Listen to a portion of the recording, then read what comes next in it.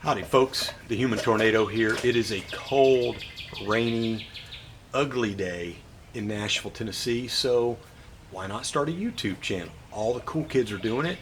Why can't an old guy like me? My name's Stuart. I'm an audio engineer. I'm 54, and I have a problem with motorcycles. I collect them, I ride them, I race them, I wreck them, I try to repair them. Luckily for me, I've got a lot of friends who help me put them back together again. Master mechanics, master fabricators, engineers, builders who are really good at helping me put together the things that I break and make them even better than before. A little bit about what I'd like this YouTube channel to be. I don't think I want to be a content creator. I probably won't put out a video every week. If you're looking for something that is highly edited, slick, intros, outros, cool music, that probably won't be me either. I'll probably just sit down like I am now in front of the camera and do it all one shot. There'll be some shaky stuff. You'll see me move the camera around. That's fine too. I'm not really going to have a moto vlog channel. I don't really find it interesting when people put a GoPro on their handlebars of the helmet and just ride around and talk.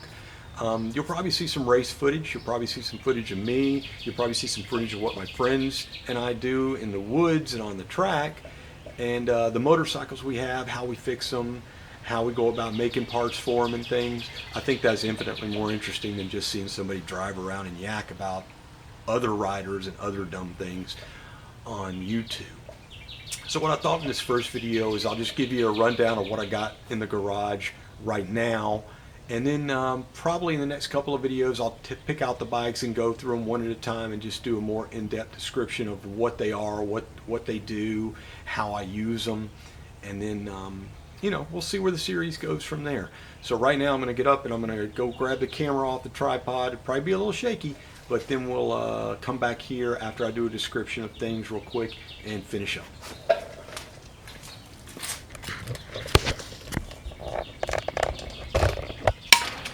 So let's start with 1972 Honda CL 175, punched out at 205. Really cool little race bike, my road race bike.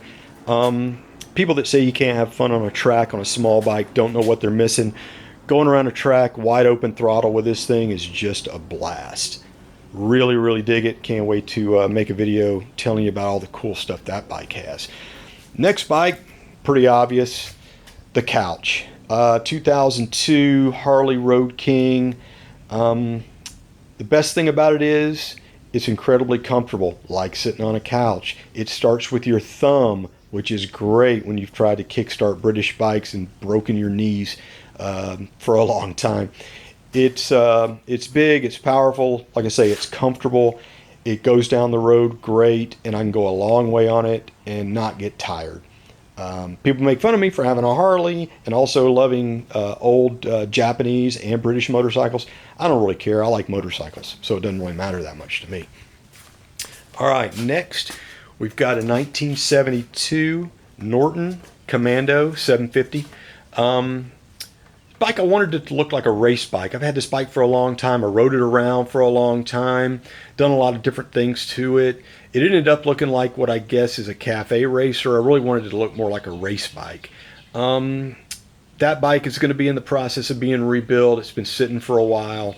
Needs some attention, but it'll get there. It'll happen. Next is a 1969 Triumph TR6.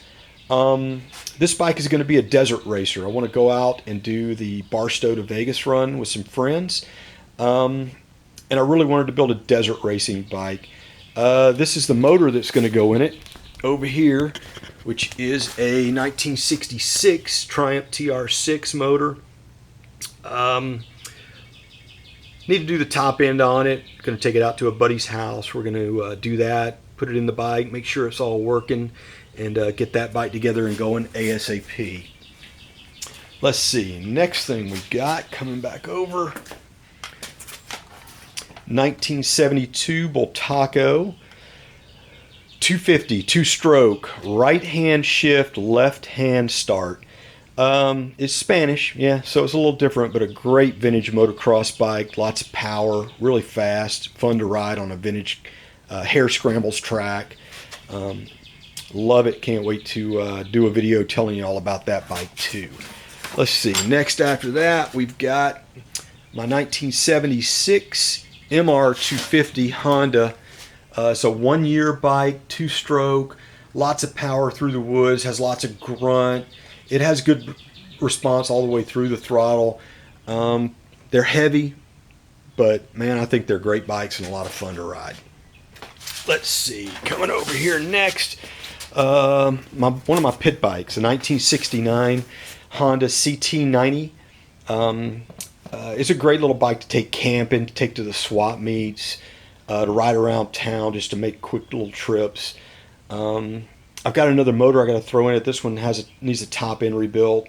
I've got a 110 motor I'm going to throw in it while I'm rebuilding it. So hopefully that gets done too, he says, with every intention that it will probably sit for a long time. The next one, this is my pride and joy. This is a 1958 BSA A10 Super Rocket. Pre-unit. Bike is a Western import. Basically, it was imported from England to Australia in 1958. A serviceman who was stationed over there brought it back with him to Memphis, Tennessee, which is where I picked it up. It's a great bike. I love this bike. The motor's currently in the hands of some buddies up in North Carolina who are master British bike mechanics. They're going to rebuild that motor and trans for me, and we're going to get this bike going again as soon as possible. Next is my little mini bike. Again, great for running around town, annoying the neighbors. We do little mini bike races through the alleys here in Nashville. That's a lot of fun. This thing has a little Harbor Freight Predator motor in it. It's incredibly dangerous, fast, and stupid, which is perfect for me. I've injured myself several times on it and look forward to injuring myself several more.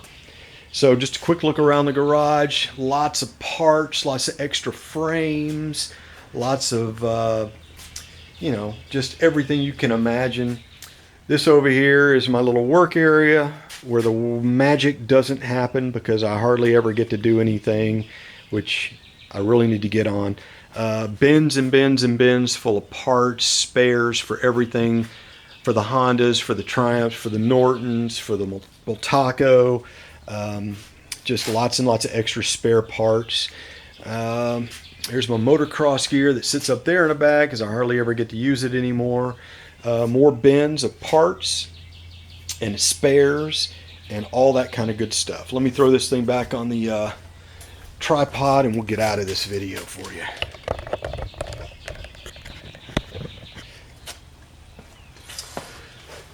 So that's a quick rundown of my garage. Hopefully you enjoyed it. Like I say, I think what I want to do is continue on with the series and make individual videos about each bike, and then just kind of go out and ride with some friends and show you what we do and how we do it here. And I look forward to continuing on with this series. Hopefully you enjoyed it. Like I say, give it a thumbs up if you do, thumbs down if you don't.